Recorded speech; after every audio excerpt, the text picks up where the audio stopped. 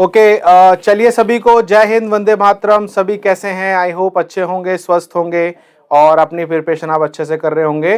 फटाफट एक बार मैं चैट पढ़ लेता हूं स्टार्टिंग से। एक बार थोड़ा ऊपर करें, चैट देख लेते हैं कौन कौन बच्चे जुड़े हैं। भगवंत, जय हिंद। मुन्नू कुमार, कुंदन कुमार, पवन यादव, मुकेश कुमार, कुणाल कुमार, विनायक, नीलेश, पंकज चौधरी, ओमवीर, विनायक, मुकेश, सुरेंद्र, मेहुल, ओके, राजकुमार पटेल। सभी को जय हिंद, सभी को गुड आफ्टरनून। सभी कैसे हैं? आई होप अच्छे होंगे। ठीक है, ठाकुर गोविंद, जय हिंद। अब चलिए आज की क्लास में हम क्या करने वाले हैं, तो मैं आपको कल भी बताया था, आज हम करने वाले हैं कुछ इंपॉर्टेंट क्वेश्चंस। तो आज की क्लास में हम सिर्फ और सिर्फ क्वेश्चंस पे ही ध्यान देंगे, हम क्वेश्चंस के बारे में पढ़ेंगे। ठीक है, तो चलिए स्टार्ट करते हैं क्वेश्चंस का ये सिलसिला। तो सारे जो क्वेश्चंस आपको मैं करवाने वाला हूँ ये हर आप कह सकते हो टॉपिक से रिलेटेड है। और तो चलिए बात करते हैं पहले क्वेश्चन की। तो आपको जवाब देना है कमेंट बॉक्स में, और पहला क्वेश्चन आपके सामने ये है। ठीक है, अब देखिए इस क्वेश्चन की अगर बात करें तो ये क्वेश्चन पूछ रहे हैं आवेग संवेग का नियम क्या है। Laxman Kumar, good afternoon. यादव सुनील, जय हिंद। सर जी मेरा बिहार पुलिस का रिजल्ट भी हो गया है, मैं बहुत हैप्पी हूँ। Very good Kundan, congratulation. Good afternoon Mukesh Kumar. चलिए पहला क्वेश्चन आपके सामने है, फटाफट इसका जवाब दें। क्वेश्चन कह रहा है आवेग संवेग किसका नियम है, इंपल्स एंड मोमेंटम लॉ हम किसको कहते हैं। ऑप्शन नंबर ए न्यूटन का फर्स्ट लॉ यानी कि प्रथम नियम, न्यूटन का सेकंड लॉ, न्यूटन का थर्ड लॉ, या न्यूटन का गुरुत्व का नियम। ठीक है, तो अगर हम यहाँ पर बात करें तो बहुत सिंपल सी चीज है, हमने न्यूटन के तीन लॉ पढ़े थे। इन तीन लॉ की अगर बात करें, सबसे पहले हमने ये पढ़ा था कि न्यूटन का प्रथम नियम क्या है, फर्स्ट लॉ पढ़ा था। फर्स्ट लॉ के अंदर हमने जड़त्व के बारे में पढ़ा था, हमने इनर्शिया के बारे में पढ़ा था। ठीक है, तो यहाँ पर इनर्शिया की बात तो नहीं हो रही है, आवेग संवेग की बात हो रही है। ठीक है, फिर हमने सेकंड लॉ पढ़ा था, द्वितीय नियम पढ़ा था। सेकंड लॉ में हमने बोला था बल जो होता है वो संवेग में परिवर्तन के दर के बराबर होता है। यहाँ से अगर मैं समय को यहाँ भेजूं तो फोर्स इंटू टाइम हो जाएगा संवेग में परिवर्तन, तो यहाँ संवेग और यहाँ आवेग, तो ये बन जाता है संवेग आवेग का नियम। ठीक है, तो इसीलिए इसका करेक्ट आंसर होगा ऑप्शन नंबर बी। अच्छा, सी की बात करें, थर्ड लॉ, तो तीसरा नियम आप सभी को पता है, वो क्रिया प्रतिक्रिया का बल है, एक्शन रिएक्शन का फोर्स अपना लॉ है। ठीक है, बाकी गुरुत्वीय नियम वही हमने पढ़ा भी नहीं है, बट वो अलग चीज है। वो तो कहता है कि दो द्रव्यमान जब एक दूसरे को आपस में जब खींचते हैं, ठीक है, तो वो भी अलग चीज है, वो अपन बाद में पढ़ेंगे। ठीक है, क्रैक सोल्जर, जय हिंद। ठीक है, तो चलिए फर्स्ट क्वेश्चन हो गया सभी का। चलिए सेकंड क्वेश्चन पे चलते हैं। चलिए इस क्वेश्चन का जवाब दें।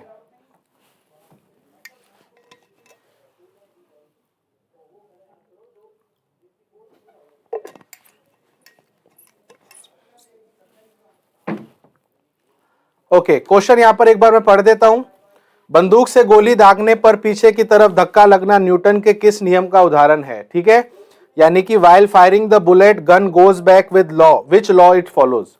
जो गन होती है वो पीछे चली जाती है जब हम फायर करते हैं, तो वो किस नियम से हम समझते हैं। ठीक है, अगर मैं यहाँ पर ऑप्शन की बात करूं, ऑप्शन नंबर ए है न्यूटन का प्रथम नियम, न्यूटन का द्वितीय नियम, न्यूटन का तीसरा नियम, या न्यूटन का गुरुत्व नियम। ये अभी हमने ऑप्शंस देखे थे पीछे भी, तो ऑप्शन सारे सेम ही हैं, बस हमें यह बताना है कि किस लॉ से हम ये चीज समझते हैं। देखिए यहाँ पर कह रहा है कि व्हाइल फायरिंग, तो जब हम गन से फायर करते हैं, ठीक है, जब हम गन से फायर करते हैं तो बुलेट तो जाती है आगे की तरफ, बट जो गन होती है वो जाती है पीछे की तरफ। तो ये देखोगे ये जाती है आगे की तरफ, तो ये एक्शन है, ये क्या है, एक्शन। और अगर ये गन पीछे जाती है तो वो रिएक्शन है, क्या है, रिएक्शन।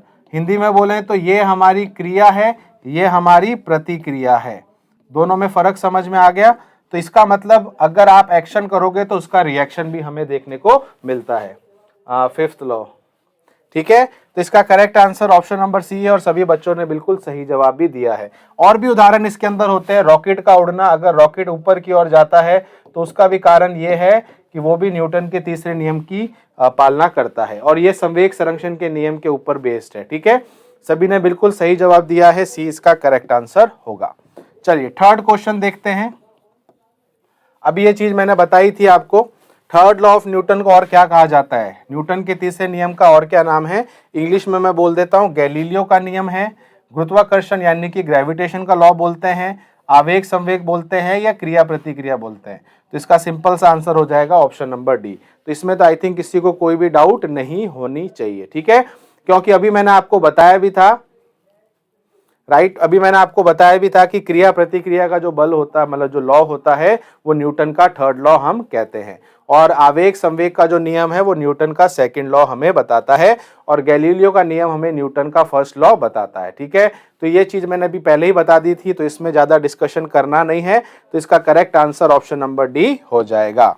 चलिए फोर्थ क्वेश्चन पर चलते हैं। ओके, अच्छा क्वेश्चन है, इसको पढ़ें और इसका जवाब दें, ठीक है।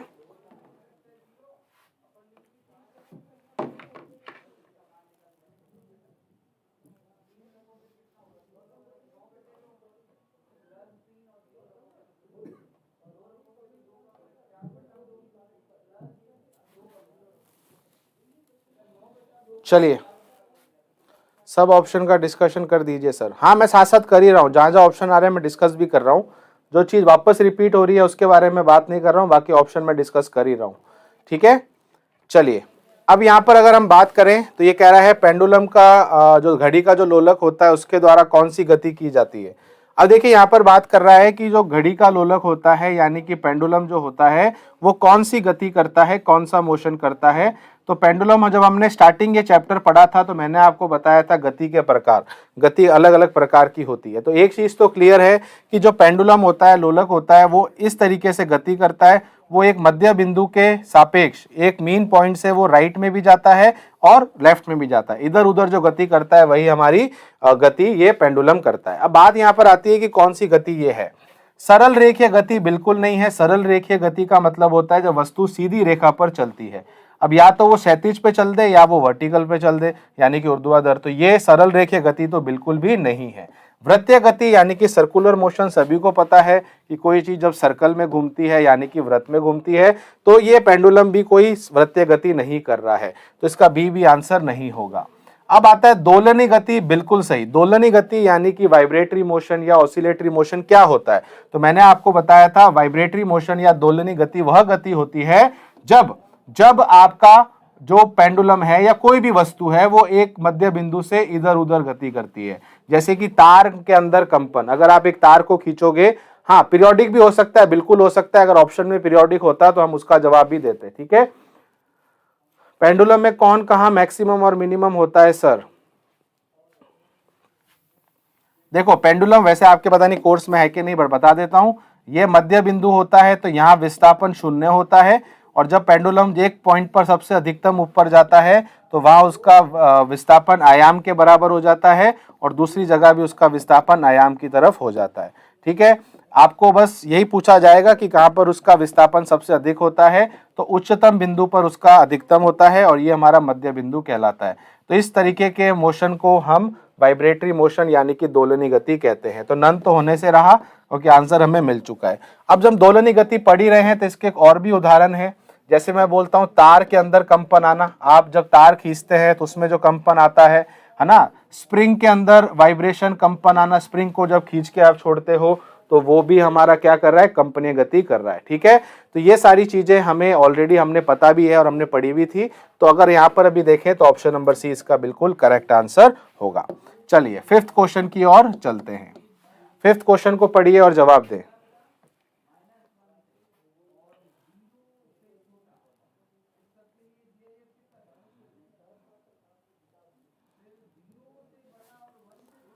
फिफ्थ क्वेश्चन को पढ़ें और जवाब दें। ऑप्शंस में एक बार आपके लिए पढ़ देता हूं, ठीक है। क्वेश्चन एक बार सॉरी पढ़ देता हूं। क्वेश्चन कह रहा है एक समान वृत्तीय गति में इन यूनिफॉर्म सर्कुलर मोशन वेग व त्वरण दोनों स्थिर होते हैं, त्वरण व चाल स्थिर होते हैं, है ना, त्वरण व वेग परिवर्तित होते हैं, चाल व त्वरण स्थिर होते हैं। चलिए फटाफट बताएं। Thank you so much Sachin. Okay, crack soldier कह रहे हैं सी, लक्ष्य कह रहे हैं बी। चलो यहाँ आंसर में थोड़ा सा बदलाव दिखता हुआ, लक्ष्य का आंसर दूर जाता लक्ष्य का, गोविंद का आंसर बी आता हुआ, पर बाकी बच्चों का सी भी आ रहा है, तो इसका मतलब यहाँ पर कई बच्चों को डाउट है। अच्छा पहले एक चीज को समझते हैं, यहाँ पर ये समान वृत्तीय गति है। देखो इस वर्ड को समझना, समान यानी कि यूनिफॉर्म। यूनिफॉर्म का मतलब पहले क्या होता है, अगर कोई भी गति अगर समान गति है, कोई भी गति अगर यूनिफॉर्म है, इसका मतलब पहले समझो। इसका मतलब होता है कि उस गति का वेग नियत है। क्या नियत है, वेग यानी कि वेलोसिटी नियत है, यानी कि वेग नियत है, वेग बदल नहीं रहा, ठीक है। अच्छा, वेग जो होता है वो दो चीजों से मिलकर बनता है, एक तो होता है उसमें परिमाण यानी कि उसका मैग्नीट्यूड, और एक उसमें होती है दिशा यानी कि डायरेक्शन। तो अगर मैं आपको ऐसे बोलूं कि एक वेग के अंदर ये दोनों चीजें होती हैं, परिमाण और दिशा। अब इन दोनों में से अगर किसी में भी बदलाव हुआ, अगर इन दोनों में से किसी में भी चेंज हुआ तो आपका वेग बदलेगा, ये हमेशा ध्यान रखना। यानी कि अगर दोनों के अंदर परिवर्तन हुआ तो वेग बदलेगा, और अगर वेग बदला तो वो समान गति नहीं रहेगी। अब बात जब करते हैं वृत्तीय गति की, अब जब बात करते हैं वृत्तीय गति की, तो वृत्तीय गति में एक खासियत ये होती है कि आप जितनी भी कोशिश कर लो, 100% हमेशा ध्यान रखना दिशा चेंज होती ही होती है। यानी कि जो डायरेक्शन है, जो दिशा है, वो हमेशा बदलेगी, हमेशा बदलेगी। इसका मतलब यह है कि दिशा तो हर बिंदु पर बदलती ही बदलती है। तो अगर मैं बोलता हूं कि अब कोई कण जो है वो समान वृत्तीय गति कर रहा है या यूनिफॉर्म मोशन कर रहा है, तो एक चीज तो क्लियर है कि दिशा तो बदल रही है। तो अगर दिशा बदल गई तो वेग तो बदल जाएगा, तो वेग बदलता है हमेशा। तो क्या चीज है जो नियत रहती है? नियत रहती है सिर्फ और सिर्फ उसका परिमाण यानी कि मैग्नीट्यूड।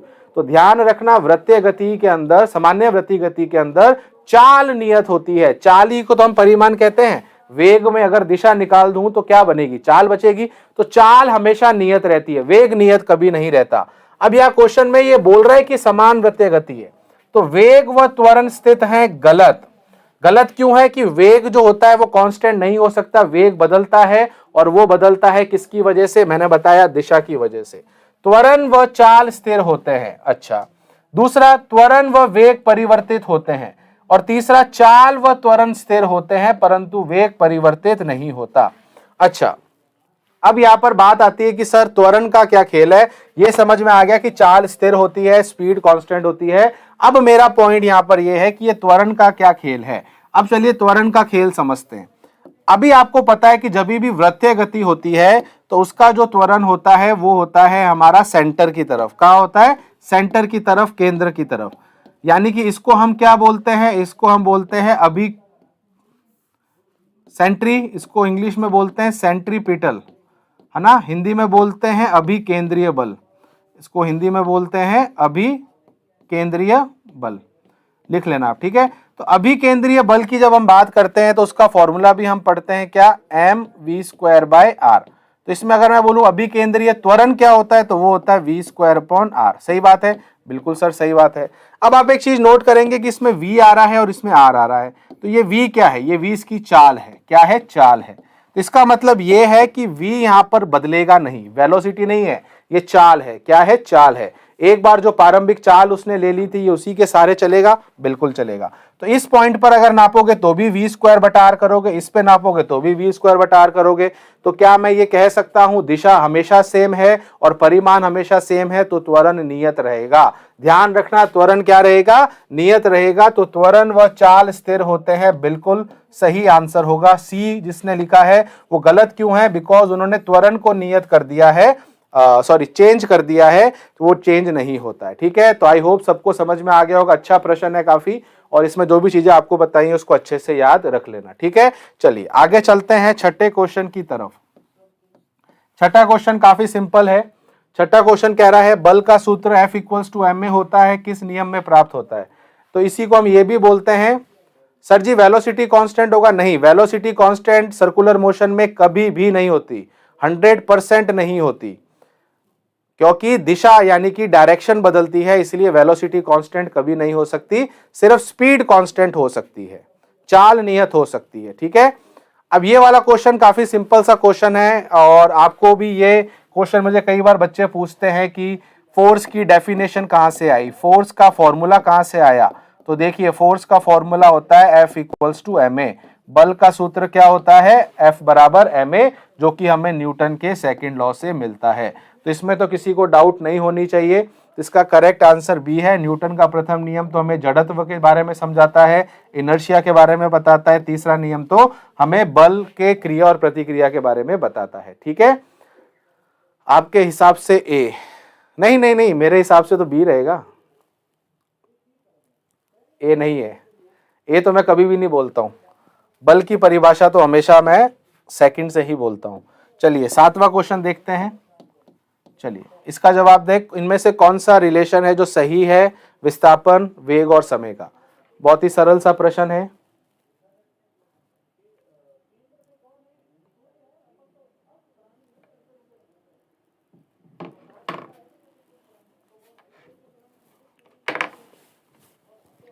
भाई का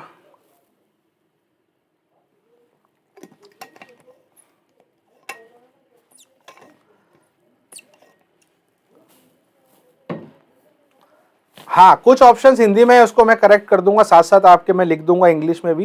कुछ ऑप्शंस में ऐसा हो रहा है, कोई दिक्कत नहीं है, हम कर देंगे उसको साथ साथ, ठीक है।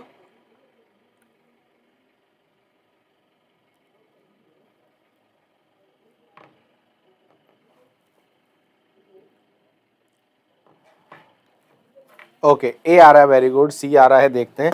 ओके, यहाँ पर आपसे बोला है relation between displacement and velocity और टाइम, या टाइम मिसिंग है इंग्लिश में तो टाइम भी लिख देना, टाइम भी आना चाहिए। अब यहाँ पर अगर आप देखते हो तो ये वेलोसिटी का फॉर्मूला ही तो लगाना है, वेलोसिटी यानी कि वेग का सूत्र, डिस्प्लेसमेंट अपॉन टाइम। भैया इसमें इतना क्या समय लग रहा है, सिंपल सा क्वेश्चन है, इसमें इतना समय क्यों लग रहा है। सी तो किसी भी हालत में नहीं हो सकता। ये आपने कहाँ पढ़ा है फॉर्मूला, वेग बराबर विस्थापन इनटू समय, नहीं, वेग इक्वल्स टू विस्थापन बटा समय। तो इसमें तो आई थिंक किसी को कोई डाउट होना नहीं चाहिए, तो प्लीज ऐसी गलती इसमें ना करें, सरल सा ये प्रश्न है, ठीक है। चलिए 8वां क्वेश्चन देखते हैं। अच्छा क्वेश्चन है और ये मैंने आपको करवाया भी था, तो चलिए इसके बारे में बात करते हैं। विस्थापन दूरी से सदैव होता है, displacement is always dash to distance. क्या वो बराबर व छोटा होता है, इक्वल या स्मॉल होता है, बराबर व बड़ा यानी कि इक्वल एंड बिगर होता है, सदैव बराबर यानी कि हमेशा इक्वल होता है, या सदैव बिगर यानी कि हमेशा बिगर होता है। सर क्वेश्चन 5 में एम में एक बार ऑप्शन डी बताना, क्वेश्चन नंबर 5 में एक बार ऑप्शन डी बताना। चलिए एक बार देख लेते हैं 5वां क्वेश्चन कौन सा है। देखो इसके अंदर बोल रहा है कि speed and acceleration is constant but velocity changes. अरे एक सेकेंड, ये डी तो हमने देखा ही नहीं, ये डी भी तो करेक्ट है। वेरी गुड, जिसने भी ये पॉइंट आउट किया है कि गलत नहीं है। देखो ये बी हमारा गलत नहीं था, बट डी भी गलत नहीं है, डी ज्यादा सही है क्योंकि इसके अंदर वेग के बारे में भी बता रहा है। वेरी गुड, डी भी सही है, डी इसमें ज्यादा सही लग रहा है मुझे, ठीक है। जिसने मेरे से क्वेश्चन पूछा था, देखो इसमें क्या सही है कि स्पीड और त्वरण तो नियत है, वो यहाँ पर भी बता रहा है, बट इसमें वेग के बारे में भी बता रहा है, तो ये ज्यादा सही है, ठीक है। तो बी यहाँ पर गलत नहीं है, बट डी ज्यादा सही है, तो अपन यहाँ पर डी को टिक करेंगे, ठीक है। वेरी गुड, जिसने भी ये पॉइंट आउट किया अच्छा बताया है। चलिए मैंने डी ऑप्शन पढ़ा नहीं था ढंग से, जिसकी वजह से वो रह गया था। चलिए इस क्वेश्चन पर आते हैं।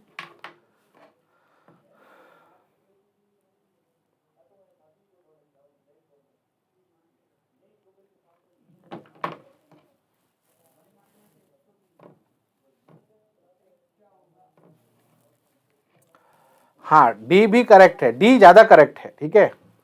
ओके, अब देखो यहां पर बात करते हैं, तो ये मैंने आपको सिखाया था, बट ध्यान यहां रखना है कि पहले क्या दिया हुआ है। एक चीज आप हमेशा ध्यान रखना कि जो डिस्प्लेसमेंट होता है, जो विस्थापन होता है, वो डिस्टेंस से निकलता है, यानी कि डिस्टेंस में से ही हमेशा डिस्प्लेसमेंट हमें मिलता है, ठीक है। तो एक चीज तो क्लियर होती है कि डिस्प्लेसमेंट यानी कि विस्थापन कभी भी इससे बड़ा नहीं हो सकता, ये तो हमेशा फिक्स है। तो डिस्प्लेसमेंट इज ऑलवेज ग्रेटर, तो किसी भी हालत में नहीं होगा, ठीक है। दूसरा पॉइंट आता है कि इसके अलावा क्या हो सकता है। तो एक परिस्थिति है जब दोनों बराबर होते हैं, जब रास्ता एक ही है। मैं बोलता हूं आपको ए से बी में एक ही रास्ता है, तो इस केस में जो हमारी दूरी है वही हमारा विस्थापन है, सही है। तो दोनों बराबर हो सकते हैं, हाँ हो सकते हैं, एक स्थिति में दोनों बराबर हो सकते हैं। बट अगर इसके अलावा कोई और रास्ता दिया हुआ हो, तो इस रास्ते में दूरी हमेशा विस्थापन से बड़ी होगी, यानी कि डिस्टेंस हमेशा बड़ा होगा डिस्प्लेसमेंट से। तो एक चीज क्लियर है कि डिस्प्लेसमेंट या तो डिस्टेंस से, मतलब डिस्प्लेसमेंट या तो डिस्टेंस से हमेशा छोटा होगा या फिर बराबर होगा। ये मैं पहले क्यों बोल रहा हूं, क्योंकि पहले आपको विस्थापन दिया हुआ है, तो विस्थापन हमेशा दूरी से छोटा होता है या फिर बराबर होगा। तो इसका correct answer option number A हो जाएगा। सभी को क्लियर है। बट कई बार क्या करते हैं कि वो उसको उल्टा कर देते हैं, है ना। उल्टा कैसे कर देते हैं, आपसे पूछ लेंगे दूरी हमेशा विस्थापन के कैसे होती है, तो उस केस में आप बोलोगे बड़ा व बराबर, ठीक है। तो उस केस में अलग आंसर होता है, बट इस केस में विस्थापन पहले दिया हुआ है, तो इसीलिए इसका correct answer option number A हो जाएगा। चलिए 9th क्वेश्चन पर चलते हैं। पदार्थ के संवेग और वेग के अनुपात में कौन सी भौतिक राशि प्राप्त की जाती है? The quantity we get by the ratio of momentum and velocity. चलिए इसके बारे में बताएं।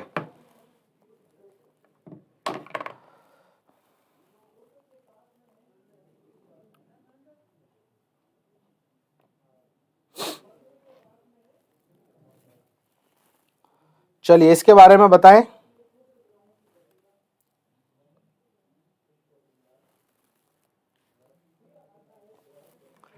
ओके, बी सी सी आ रहा है, बी भी आ रहा है किसी बच्चे का। चलिए देख लेते हैं, बहुत सिंपल सा क्वेश्चन है। देखो आपको पता है कि संवेग का सूत्र, मोमेंटम का फॉर्मूला क्या होता है? mv। अब ये क्वेश्चन में पूछ रहा है पदार्थ के संवेग और वेग का अनुपात। तो अगर मैं इसको वेग के अनुपात यानी कि डिवाइड कर दूं तो दोनों तरफ करना पड़ेगा। तो मैं बोल सकता हूं पीवी का अनुपात क्या होगा? सिर्फ और सिर्फ द्रव्यमान, क्योंकि वेग से वेग कट जाएगा। तो इसका करेक्ट आंसर हो जाएगा द्रव्यमान यानी कि मास। एक्सेलरेशन जिसने लिखा है वो गलत है, मास हमेशा बिल्कुल, हाँ बिल्कुल सही, द्रव्यमान बिल्कुल करेक्ट आंसर है। तो बहुत ही सरल सा प्रश्न है, इसमें तो आई थिंक किसी को कोई डाउट नहीं होनी चाहिए। ठीक है, चलिए आगे चलते हैं, 10वां प्रश्न देखते हैं। 10वां प्रश्न कह रहा है स्वतंत्र रूप से गिरने वाली वस्तुओं की free falling body has. Free falling का मतलब होता है जो अपने आप गिर रही है, जिनको हमने धक्का नहीं दिया है, जिनको हमने फेंका नहीं है। तो आपको उसके बारे में बात करनी है। ठीक है, तो आपको बताना है कि उनके पास क्या होती है? समान गति होती है, समान वेग होता है, समान त्वरण होता है, या फिर समान बल होता है। आपको बताना है जब किसी वस्तु को स्वतंत्र रूप से गिराते हैं फ्री फॉल कंडीशन में, उसके पास क्या चीज नियत होती है? क्या समान गति होती है, समान वेग होता है, या समान त्वरण होता है, या फिर समान बल होता है? Okay good, very good. इसका करेक्ट आंसर सी होगा। देखो इसका मतलब ये है कि वस्तु को जब हम नीचे फेंकते हैं तो उसके अंदर ध्यान रखना कि हमेशा जो ए होता है वो जी के बराबर होता है। मैंने आपको बताया था जब हमने ये वाली गति पढ़ी थी, अगर आप नीचे से ऊपर फेंको या ऊपर से नीचे फेंको, दोनों ही स्थिति में ए जो होता है वो जी के बराबर होता है। तो एक चीज आपको यहाँ से क्लियरली समझनी है कि ए और जी के जब बराबर हम कर देंगे तो इसका मतलब जी तो हमारा फिक्स है जो कि 9.8 मीटर प्रति सेकंड स्क्वायर है, तो इसका मान कभी भी नहीं बदलता। तो समान त्वरण इसका हमेशा होता है। ठीक है, हाँ बिल्कुल, गुरुत्वीय त्वरण जिसको बोलते हैं, जिसको एक्सेलरेशन ड्यू टू ग्रेविटी भी कहा जाता है, तो इसका आंसर होगा समान त्वरण यानी कि यूनिफॉर्म एक्सेलरेशन। तो 10th का आंसर हो जाएगा ऑप्शन नंबर सी।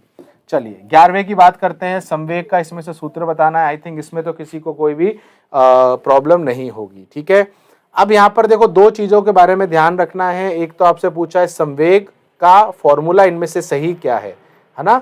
तो चलिए फटाफट इसका जवाब आप मुझे दें।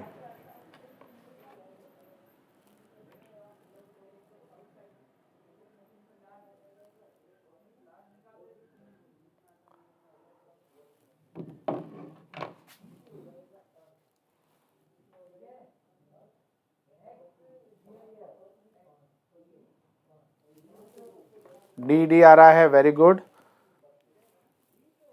ओके गुड, डी डी आ रहा है। ओके, यहाँ पर पूछ रहा है संवेग क्या है? संवेग अभी मैंने बताया था, संवेग होता है mv। तो इसमें तो किसी को कोई गड़बड़ होनी नहीं चाहिए, इसमें ज्यादा टाइम भी लगना नहीं चाहिए। इसका करेक्ट आंसर डी है। बाकी चीज अगर हम देखते हैं तो द्रव्यमान इंटू त्वरण, ये तो हमारा बल होता है, F इक्वल्स टू ma होता है, तो ये तो हमारा बल है। भार इंटू दूरी, कोई क्वांटिटी कोई राशि हमने पढ़ी नहीं है। द्रव्यमान इंटू समय भी कोई राशि नहीं। जरूरी नहीं है कि सारे ऑप्शन आपको कोई सेंस वाले हो जिसमें आपको कुछ समझ में आए, नहीं ऐसा नहीं है। तो सीधा आंसर इसका डी हो जाएगा। ठीक है, चलिए 12वां प्रश्न देखते हैं। चलिए छोटा सा न्यूमेरिकल है, इसको ट्राई करें। जब 2 kg वाले द्रव्यमान पर 5 न्यूटन का बल लगाया जाता है तो उत्पन्न होने वाला त्वरण क्या होगा? When a force of 5 Newton is applied on 2 kg body, तो उसमें एक्सेलरेशन कितना प्रोड्यूस होगा? सर जी आप कैसे हैं? मेरा टाइम में प्रॉब्लम है, मैं यूनिवर्सिटी में हूँ। मैं अच्छा हूँ अनूप, और टाइम तो यही रहेगा। कोई बात नहीं, क्लासेस रहती हैं तो आप उसको बाद में भी देख सकते हैं। ठीक है, कोई दिक्कत नहीं है। लाइव अगर नहीं देख पाते हो तो आप बाद में भी उसको देख सकते हो। ठीक है, तो कोई दिक्कत की बात उसमें नहीं रहेगी।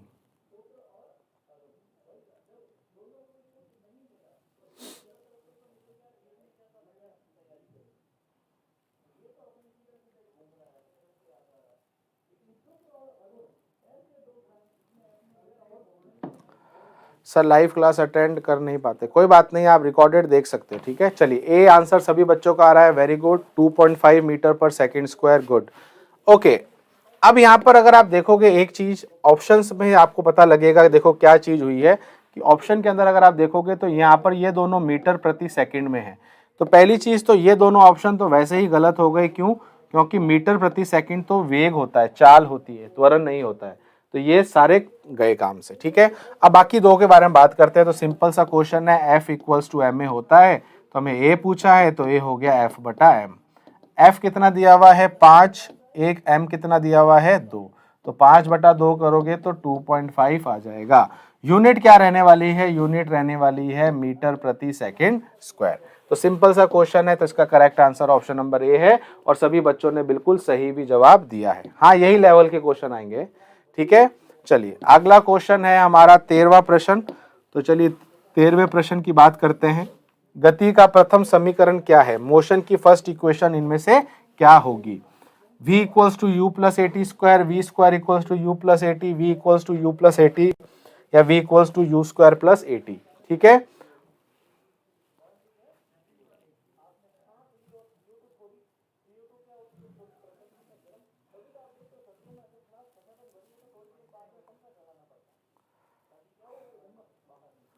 Okay, miss you college life. सही बात है, कॉलेज लाइफ तो अलग ही होती है। चलिए सी आंसर आ रहा है सभी बच्चों का, वेरी गुड। और किसी का कोई अलग आंसर आ रहा है तो बता दो भैया मुझे।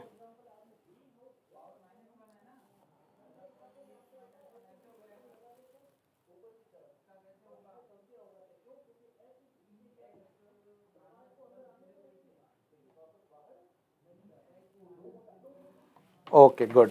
अब देखिए सभी का सी आ रहा है, तो सबको टाइम बहुत मिल गया है। तो अभी हमने यहाँ पर देखा है, पहली समीकरण होती है v plus V equal to U plus A T, second होती है s equal to U T plus half A T square, और थर्ड होती है V square is equals to U square plus 2s। तो बहुत सरल सा प्रश्न था, बट आपको कई बार क्या होता है, कंफ्यूज कर देते हैं। कई बार वो आगे पीछे करके ही बता सकते हैं। जैसे u इक्वल्स टू क्या हो जाएगा, v माइनस एटी। तो ये भी इक्वेशन सही है, ये गलत नहीं है, ये भी सही है। बस ये फर्क है आपसे वो किस चीज को कैसे पूछ रहा है। अगर वो u को पहले कर दे तो भी आपसे पूछ सकता है, 80 को पहले लिख दे तो भी पूछ सकता है। तो 80 किसके बराबर हो जाएगा, v माइनस यू के, है ना। तो ये डिपेंड करता है क्वेश्चन टू क्वेश्चन, बट अभी इस क्वेश्चन में डायरेक्ट पूछा गया है, तो इसमें कोई भी आपको प्रॉब्लम नहीं होने वाली है, ठीक है। चलिए आगे चलते हैं, 14th क्वेश्चन देखते हैं फटाफट, थोड़ा स्पीड बढ़ाते हैं। अगला क्वेश्चन कह रहा है, रॉकेट के सिद्धांत पर कार्य करता है, rocket works on which principle. मैंने स्टार्टिंग में आते क्वेश्चन में आपको ये उदाहरण दे दिया था कि जो रॉकेट का काम करना होता है, या जो रॉकेट ऊपर जाते हैं, ठीक है, उसका सिद्धांत क्या है, उसका प्रिंसिपल क्या है। क्या वो कंजर्वेशन ऑफ एनर्जी है? नहीं, वो कंजर्वेशन ऑफ एनर्जी नहीं है। उसके बारे में बात करते हैं। बर्नौली थ्योरम नहीं, बर्नौली थ्योरम तो हम फ्लूइड में, द्रव में पढ़ते हैं। एवोगैड्रो नंबर भी नहीं, वो तो मोल्स और उसके बारे में बात होती है, गैस के बारे में बात होती है। संवेग संरक्षण बिल्कुल सही, मैंने अभी आपको स्टार्टिंग में ही बताया था, न्यूटन का थर्ड लॉ से हम रॉकेट का उड़ना समझते हैं, और थर्ड लॉ के अंदर हम संवेग संरक्षण की पालना करते हैं। ये मैंने अभी आपको स्टार्टिंग में आते ही बताया था, ठीक है। तो बहुत ही सिंपल सा प्रश्न है, तो इसका correct answer option number D हो जाएगा। चलिए नेक्स्ट क्वेश्चन पे चलते हैं, 15वां प्रश्न। 15वां प्रश्न कह रहा है, अश्व यदि एकाएक चलना प्रारंभ कर दे तो अश्वरोही के गिरने की आशंका का कारण क्या है? If horse suddenly starts running, the chances of a rider to fall is because of. अगर एक घोड़ा चलाने वाला आदमी घोड़े पर बैठा है और घोड़ा एकदम से अगर चलने लग जाए, एकदम से भागे, तो क्या होगा? तो वो जो उसके गिरने के आसार हैं वो क्यों हुए हैं, किसकी वजह से हुए हैं? जड़त्व के नियम की वजह से, द्रव्यमान के संरक्षण के नियम से, न्यूटन के गति के द्वितीय नियम से, यानी कि second law of motion, English में देख लेना, और थर्ड है हमारा Newton third law. Yes, very good. आपको अगर याद होगा तो जब मैंने आपको न्यूटन का पहला नियम पढ़ाया था, तो मैंने आपको उसमें एक चीज बताई थी, बस वाला एग्जाम्पल दिया था। तो ये बस वाले एग्जाम्पल से भी आप इसकी तुलना कर सकते हैं। बस वाला जो क्वेश्चन था उसमें भी यही था कि जब आप बस में बैठते हैं, बस एकदम से स्टार्ट होती है तो हमारी बॉडी कहाँ जाती है, पीछे की ओर जाती है। जब बस एकदम से रुकती है तो बॉडी आगे की तरफ जाती है। तो ये बॉडी का आगे पीछे जाना मतलब गिरना ही हुआ, आप गिर सकते हो ना। तो ये किसकी वजह से होती है? ये हमारे जड़त्व यानी कि इनर्शिया की वजह से होती है। और जो इनर्शिया होता है उसको हम वैसे न्यूटन फर्स्ट लॉ में भी पढ़ते हैं। अगर यहाँ पर प्रथम नियम होता ऑप्शन में कहीं, तो वो भी करेक्ट आंसर होता, बट ऐसा यहाँ पर दिया नहीं हुआ। फर्स्ट लॉ की यहाँ पर कहीं बात नहीं करी, तो जड़त्व का नियम भी इसको कहते हैं फर्स्ट लॉ को। ठीक है, तो इसका करेक्ट आंसर हो जाएगा ऑप्शन नंबर ए। आगे चलते हैं, 16वां प्रश्न देखते हैं। चलिए थोड़ा सा पढ़ें इसको। चलती हुई बस में जब अचानक ब्रेक लगती है तो उसमें बैठे हुए यात्री आगे की दिशा में गिरते हैं, इसको किसके द्वारा समझाया जा सकता है? अभी जो मैंने बात बताई थी वही चीज आप पर आ गई है। ठीक है, यानी कि जब एक बस सडनली स्टॉप हो जाती है तो पैसेंजर्स फॉल्स बिहाइंड, वो आगे की तरफ गिरते हैं, उसका कारण क्या है? ऑप्शन ए सापेक्षता सिद्धांत पर, रिलेटिव मोशन नहीं। न्यूटन का प्रथम नियम, बिल्कुल सही, क्योंकि ये जड़त्व के आधार पर हम समझा रहे हैं। ठीक है, यानी कि हाँ नीलेश क्वेश्चन पूछ सकते हो आप। इसका मतलब ये है जो ये हमारा इनर्शिया का ही तो लॉ है, ये इनर्शिया ही तो है, तो इनर्शिया के नियम से ही ये होता है। सेकंड लॉ थर्ड लॉ इसके बारे में बात नहीं करता, ये भी मैंने जस्ट उदाहरण आपको अभी दिया ही था। ठीक है, तो इस क्वेश्चन का right answer option number B हो जाएगा, तो इसमें कुछ डिस्कशन करने वाला कुछ है नहीं। ठीक है, चलिए 17वां प्रश्न देखते हैं। निम्नलिखित में से कौन सा नियम किस कथन को वैध ठहराता है कि द्रव्य को ना ही तो सृजन किया जा सकता है और ना ही विनाश? Which law states that mass cannot be created and destroyed? द्रव्यमान को ना तो हम डिस्ट्रॉय कर सकते हैं ना ही हम उसको बना सकते हैं। द्रव्यमान की बात कर रहा है, द्रव्य की बात कर रहा है। ठीक है, तो आपको बताना है किस नियम के तहत इसको समझाया जाता है। ऊर्जा संरक्षण नहीं, बिल्कुल नहीं। ऊर्जा संरक्षण में तो ऊर्जा की बात होती है, किसकी बात होती है? ऊर्जा की। तीसरा है न्यूटन का तीसरा नियम, नहीं, न्यूटन का तीसरा नियम भी नहीं होगा।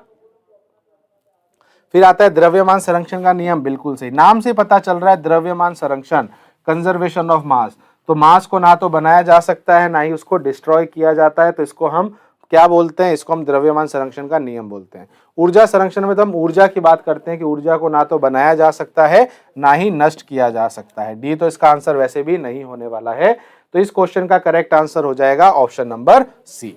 चलिए आगे चलते हैं, 18वां प्रश्न देखते हैं। 18वां प्रश्न क्या कह रहा है? किसी भी स्थिर या गतिशील वस्तु की स्थिति में और दिशा में तब तक कोई परिवर्तन नहीं होता जब उस पर कोई बाहरी बल सक्रिय ना हो। यह किस नियम के तहत हमने पढ़ा है? यानी कि अगर एक बॉडी रेस्ट में है या फिर यूनिफॉर्म वेलोसिटी कर रही है, जब तक बाहर से फोर्स नहीं लगता तो वो वैसे ही रहता है। तो इस स्टेटमेंट को किसने दिया था?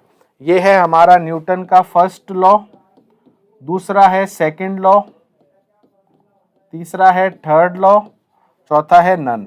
ठीक है, इंग्लिश में भी बता दिया, आपको बताना है इसमें से क्या होता है।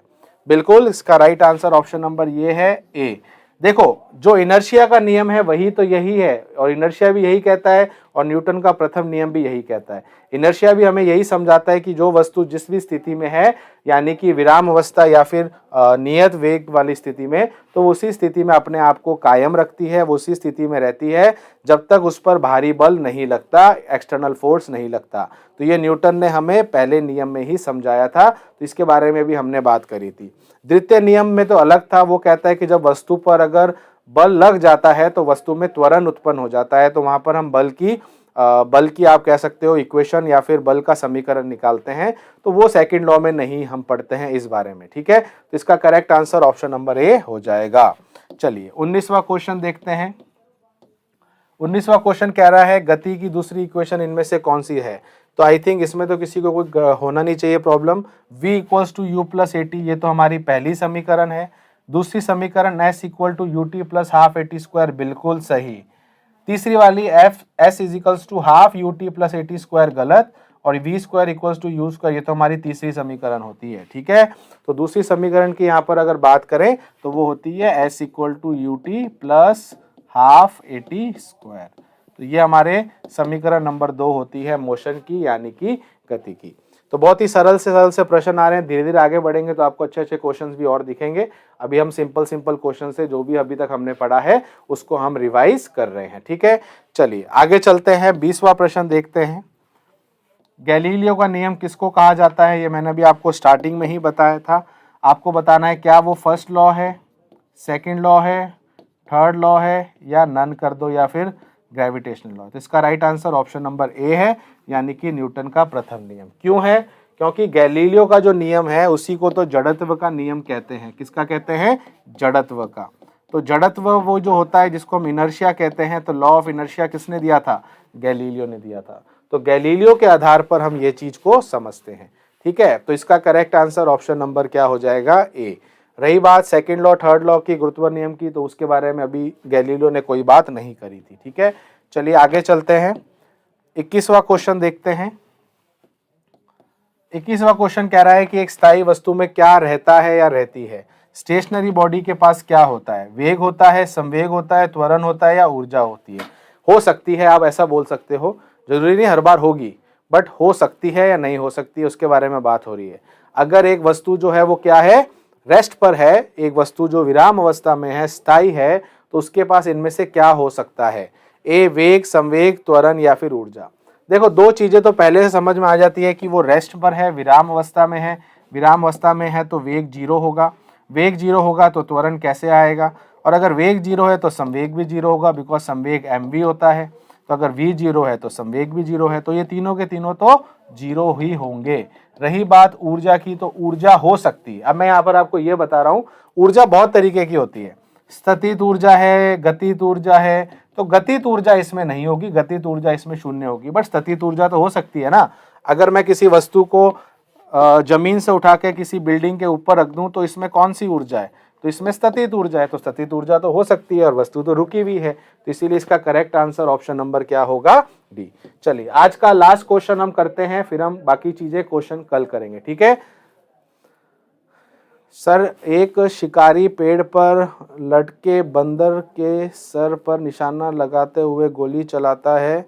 गोली चलाने से ठीक समय बंदर खुद कूद जाता है, वहीं वैसी दशा में गोली बंदर के कहाँ लगेगी।